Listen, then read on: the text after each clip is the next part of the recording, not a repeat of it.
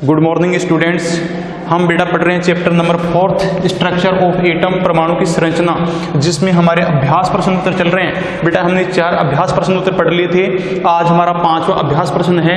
इस अध्याय में दिए गए सभी मॉडलों की तुलना कीजिए। बेटा चैप्टर नंबर 4 में प्रश्न में क्या दिया गया है कि चैप्टर नंबर 4 में कि इस अध्याय में दिए गए सभी मॉडलों की तुलना कीजिए। तो आंसर में बेटा हमारा आंसर है कि इस अध्याय में थॉमसन, रदरफोर्ड व बोर के परमाणु मॉडल दिए गए हैं। बेटा इस अध्याय में हमें थॉमसन, रदरफोर्ड व बोर के परमाणु मॉडल दिए गए हैं। तो पहला बेटा जे थॉमसन का परमाणु मॉडल, जे थॉमसन का परमाणु मॉडल।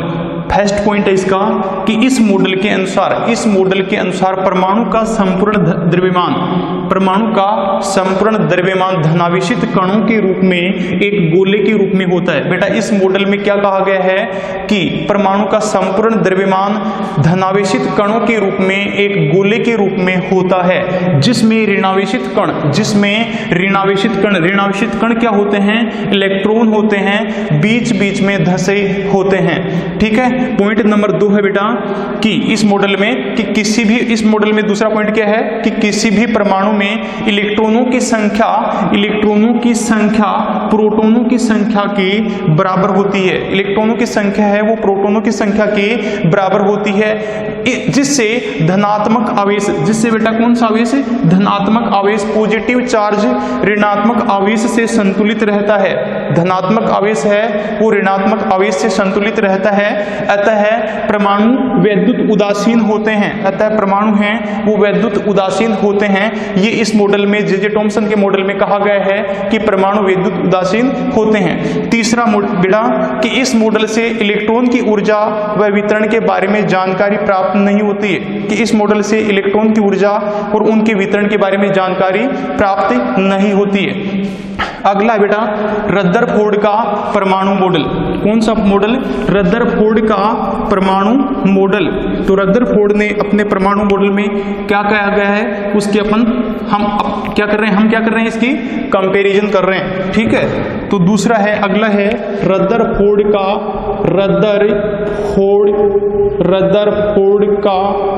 परमाणु मॉडल। ठीक है। इस मॉडल में बेटा क्या कहा गया है कि रदरफोर्ड ने क्या कहा गया है कि रदरफोर्ड ने कहा है, पहला पॉइंट है कि परमाणु का जो केंद्र है, रदरफोर्ड ने पहले पीस में क्या कहा कि परमाणु का केंद्र धनावेशित होता है। परमाणु का केंद्र क्या होता है? धनावेशित होता है,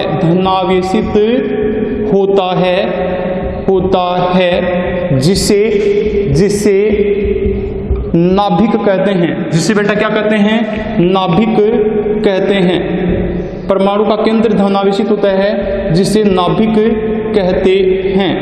दूसरे इसमें बताया गया है कि परमाणु का संपूर्ण द्रव्यमान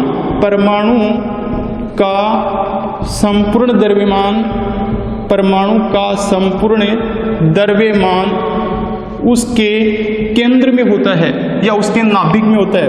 परमाणु का संपूर्ण द्रव्यमान उसके नाभिक में होता है। कहाँ होता है? उसके नाभिक में होता है। ठीक है। ये दूसरी बात किसने बताई? रदरफोर्ड ने। पहली बात तो ये बताई उन्होंने कि परमाणु का केंद्र धनावेशित होता है, जिसे नाभिक कहते हैं, और दूसरा है कि परमाणु का संपूर्ण द्रव्यमान उसके नाभिक में होता है। ठीक है। तीसरा इन्होंने कहा कि नाभिक का आकार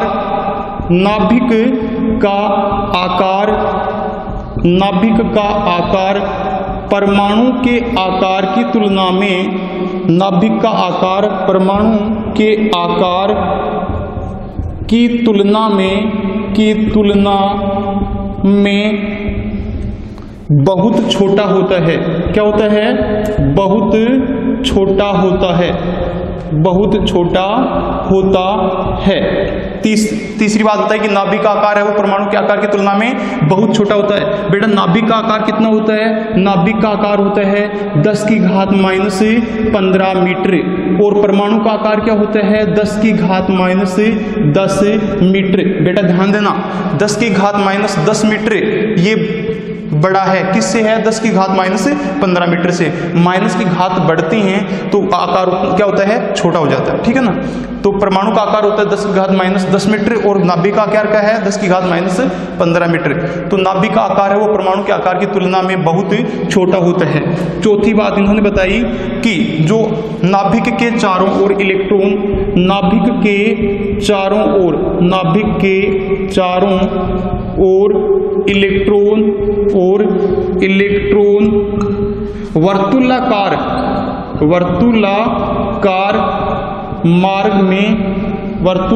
मार्ग में चक्र लगाते हैं, वर्तुलाकार मार्ग में चक्र लगाते हैं, ठीक है, ये इन्होंने बताया। अगला है कि रदरफोर्ड ने भी अपने मॉडल में इलेक्ट्रॉन की ऊर्जा व वितरण के बारे में जानकारी नहीं बताई। अब बेटा तीसरा जो परमाणु मॉडल है वो है बोर का परमाणु मॉडल। किसका है? बोर का परमाणु मॉडल, ठीक है। तो बोर ने अपने परमाणु मॉडल में क्या बताया है? बोर का परमाणु मॉडल, बोर का परमाणु मॉडल,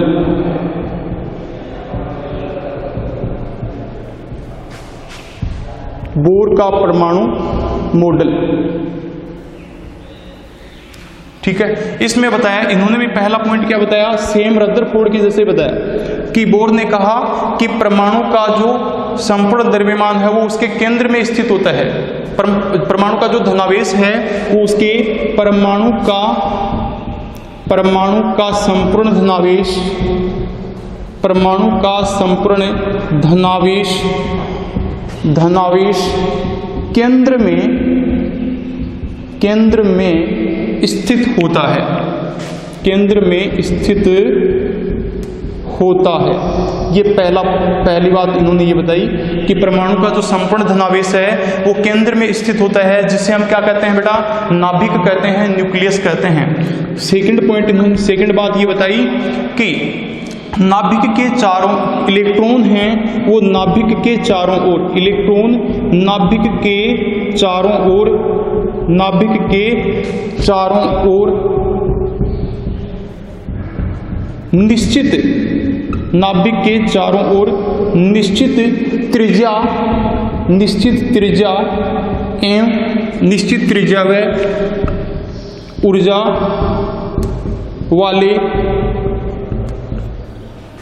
वृत्ताकार पथों में, निश्चित त्रिज्या वाले वृत्ताकार पथों में चक्कर लगाते रहते हैं, पथों में चक्कर लगाते रहते हैं। इलेक्ट्रॉन नाभिक के चारों ओर निश्चित त्रिज्या व ऊर्जा वाले वृत्ताकार पथों में चक्कर लगाते रहते हैं,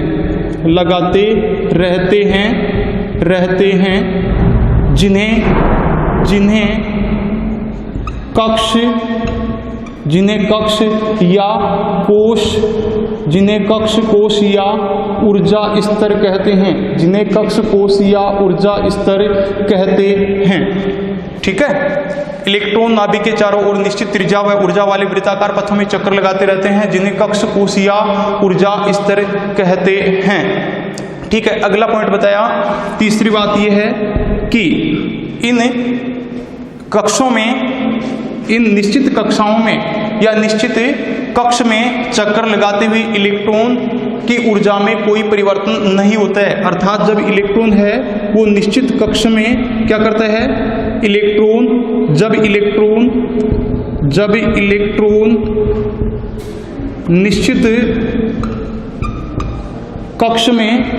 निश्चित कक्ष में चक्कर लगाता है तो उसकी ऊर्जा में कोई परिवर्तन नहीं होता है, अर्थात इलेक्ट्रॉन ऊर्जा का विकिरण नहीं करते हैं, ठीक है। तीसरी बात इन्होंने ये बताई।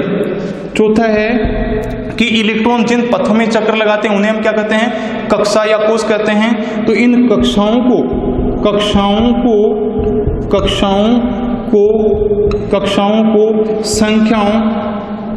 को के एल एम एन या संख्याओं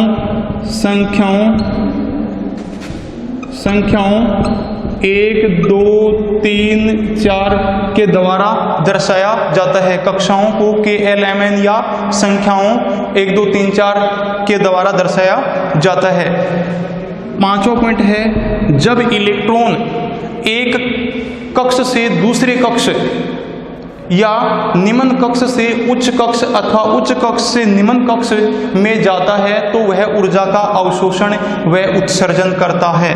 बेटा मान लें कि ये नाभिक है, ये परमाणु है, ये इनकी क्या है, कक्षाएं हैं। मान लो ये के कक्ष है और ये एल कक्ष है, ठीक है। तो ये इलेक्ट्रॉन है, ये एक कक्ष से दूसरे कक्ष में, ये निम्न कक्ष है और ये उच्च कक्ष है।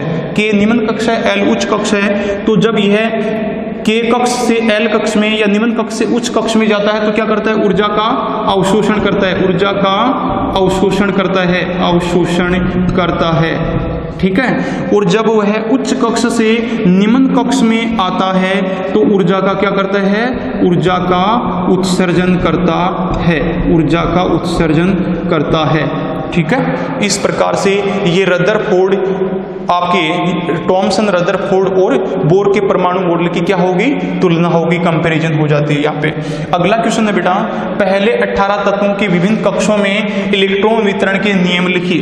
पहले प्रश्न 6 का क्या है, प्रश्न 6 का है कि पहले 18 तत्वों के विभिन्न कक्षों में इलेक्ट्रॉन वितरण के नियम लिखिए। तो आप लिखेंगे पहले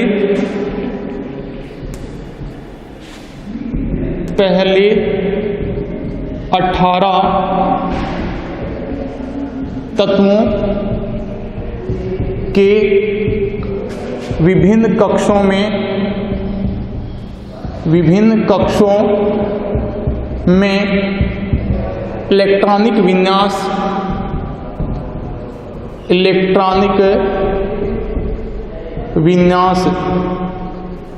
इलेक्ट्रॉनिक विन्यास ब्रैकेट में वितरण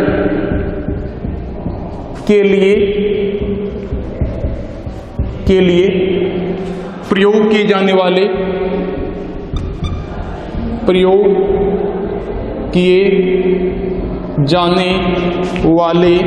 नियम, ठीक है। कि पहले 18 तत्वों के विभिन्न कक्षों में इलेक्ट्रॉन वितरण, जिसको हम इलेक्ट्रॉनिक विन्यास कहते हैं, के लिए प्रयोग किए जाने वाले नियम हैं, वो अपने को क्या करना है, लिखने हैं। तो पहला नियम बेटा क्या है कि किसी भी कक्ष में उपस्थित इलेक्ट्रॉन की संख्या, पहला नियम क्या है कि किसी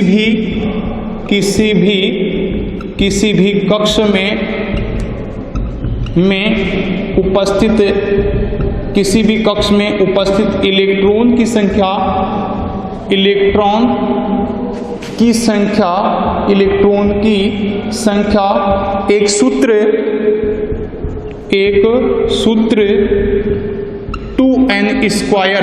एक सूत्र 2n स्क्वायर द्वारा ज्ञात की जा सकती है। पहला नियम क्या बेटा कि किसी कक्ष में उपस्थित इलेक्ट्रॉन की संख्या एक सूत्र 2n स्क्वायर द्वारा ज्ञात की जा सकती है, जहां n बराबर कक्ष या कोश या ऊर्जा स्तर की संख्या, कक्ष या कोश या ऊर्जा स्तर की संख्या है, ठीक है, ऊर्जा स्तर की संख्या है। अभी अतः इलेक्ट्रॉनों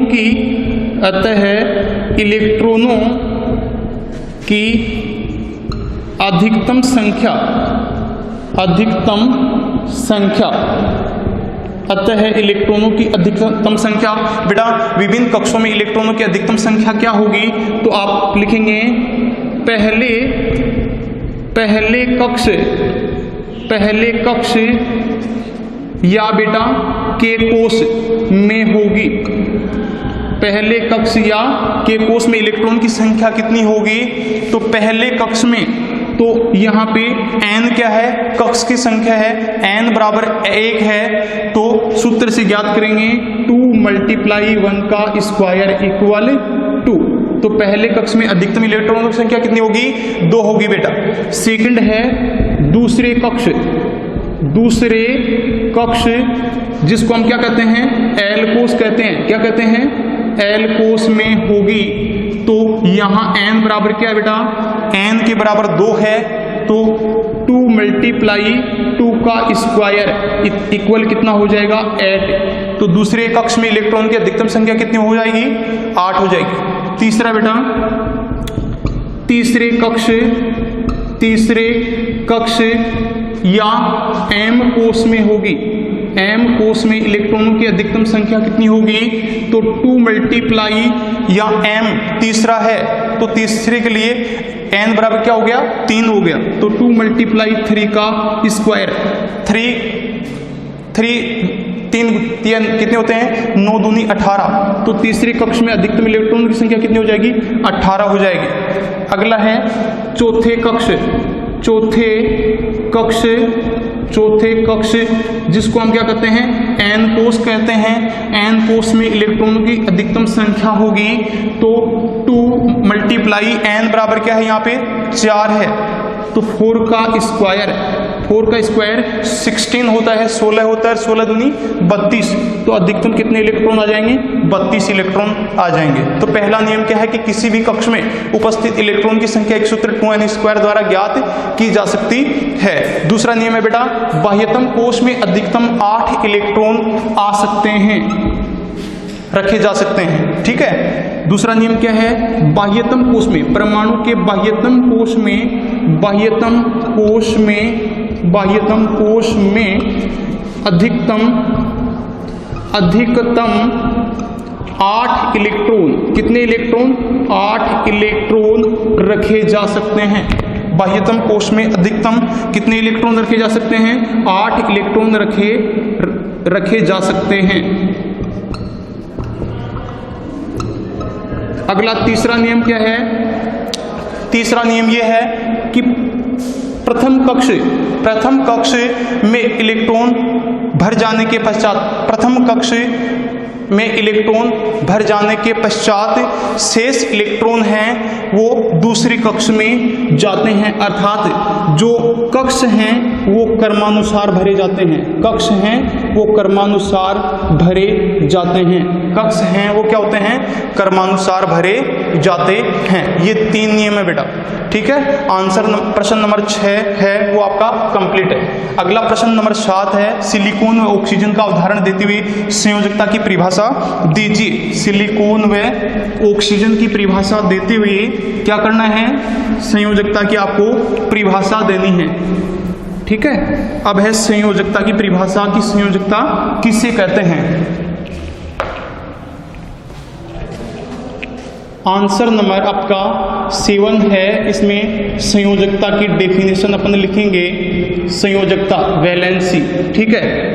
तो किसी भी परमाणु, ठीक है, किसी परमाणु के बाह्यतम कोष में, किसी परमाणु के बाह्यतम कोष में अष्टक पूर्ण करने के लिए, किसी परमाणु के बाह्यतम कोष में अष्टक पूर्ण करने के लिए जितने इलेक्ट्रॉनों का आदान प्रदान या साझा होता है, किसी परमाणु के बाह्यतम कोष में अष्टक पूर्ण करने के लिए जितने इलेक्ट्रॉनों का आदान प्रदान या साझा होता है उसे संयोजकता या वैलेंसी कहते हैं। अथवा दूसरी परिभाषा है कि कोई भी परमाणु एक निश्चित संख्या में दूसरे परमाणु से संयोग करता है, परमाणुओं के संयोग करने की इस अक्षमता को क्या कहते हैं? संयोजकता कहते हैं। अब बेटा अपने को यहाँ पे उदाहरण किसका दिया गया है? उदाहरण लेना है सिलिकॉन और ऑक्सीजन का। सिलिकॉन और ऑक्सीजन, सिलिकॉन व ऑक्सीजन। ठीक है। अभी सिलिकॉन का बेटा, सिलिकॉन का परमाणु क्रमांक क्या होता है? सिलिकॉन का परमाणु संख्या या परमाणु क्रमांक बराबर कितना होता है? 14 होता है। इसका इलेक्ट्रॉनिक विन्यास क्या है? इलेक्ट्रॉनिक विन्यास है 284। क्या हो गया, इलेक्ट्रॉनिक विन्यास क्या हो गया 284। इसके बाह्यतम कोष में कितने इलेक्ट्रॉन है बेटा, 4 इलेक्ट्रॉन है। कितने इलेक्ट्रॉन हैं, 4 है। इसको अपना अष्टक कंप्लीट करने के लिए कितने इलेक्ट्रॉनों की आवश्यकता है, 4 इलेक्ट्रॉनों की आवश्यकता है। तो ये क्या करता है, किसी दूसरे परमाणु के साथ 4 इलेक्ट्रॉन का साझा करता है, अतः इसकी संयोजकता कितनी हो जाती है, इसकी संयोजकता 4 होती है। कितनी होती है, संयोजकता बराबर 4। अगला है ऑक्सीजन। ऑक्सीजन, ठीक है, ऑक्सीजन। तो ऑक्सीजन की परमाणु संख्या, इसकी परमाणु संख्या क्या है, परमाणु संख्या है, परमाणु संख्या बराबर 8। इसका इलेक्ट्रॉनिक विन्यास क्या है, इसका इलेक्ट्रॉनिक विन्यास है, इलेक्ट्रॉनिक विन्यास 2 6। बेटा इसके बाह्यतम कोष में कितने इलेक्ट्रॉन हैं, 6 इलेक्ट्रॉन है। देखो इधर देखो, K L M N ये कोष होते हैं। तो पहले कोष में 2 इलेक्ट्रॉन, दूसरे में कितने हैं, 6 इलेक्ट्रॉन हैं। इसको अपना अष्टक कंप्लीट करने के लिए कितने इलेक्ट्रॉनों की आवश्यकता है, 2 इलेक्ट्रॉनों की आवश्यकता है। तो ये क्या करता है, किसी दूसरे परमाणु के साथ या तो 2 इलेक्ट्रॉन लेता है अथवा 2 इलेक्ट्रॉनों का साझा करता है। तो इसकी जो संयोजकता है वो कितनी हो जाती है, इसकी संयोजकता है वो 2 होती है। कितनी होती है, 2 होती है। ठीक है, ये आपका क्वेश्चन नंबर 7 का आंसर आ गया, प्रश्न नंबर 1। इसके बाद में अगला क्वेश्चन है, उदाहरण के साथ व्याख्या कीजिए। ओके